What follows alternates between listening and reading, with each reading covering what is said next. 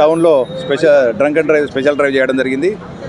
ఈ మధ్యకాలంలో యూత్ చాలామంది కూడా తాగడం ఫ్యాషన్గా పెట్టుకోవడం, తర్వాత తాగిన తర్వాత బండి మీద బయటికి రావడం జరుగుతుంది. దాంతో ప్రమాదాలు జరిగి వాళ్ళ ద్వారా వాళ్ళ కుటుంబాలకు ఇబ్బంది పడుతున్నారు. కాబట్టి పోలీసు డ్రంక్ అండ్ డ్రైవ్ ఎక్కువ చేస్తున్నాం. అంటే ఇంతకుముందు ఏదో టైంలో చేస్తారనుకుంటారు, కానీ ఇప్పుడు అది కాకుండా రాత్రి పగలు ఏ టైం అయినా డ్రంక్ అండ్ డ్రైవ్ చేస్తాం. అంటే ఒక మత్తు ఫ్రీ సిరిసిల్లను క్రియేట్ చేయాలనేది మా ఉద్దేశం. దీంట్లో భాగంగా దాదాపు ఈ వారం రోజులలో ఒక సిరిసిల్ల టౌన్లోనే 154 డ్రంక్ అండ్ డ్రైవ్ కేసులు వేయడం జరిగింది. తర్వాత ఈ సబ్ డివిజన్లో లాస్ట్ 20 డేస్లో 324 డ్రంక్ అండ్ డ్రైవ్ కేసులు వేయడం జరిగింది. కాబట్టి మీకు, మీ స్నేహితులకు, మీ కుటుంబ సభ్యులకు మీరు తాగితే బయటికి వెళ్ళొద్దు అనేది ఒక సమాచారం ఇవ్వాలి.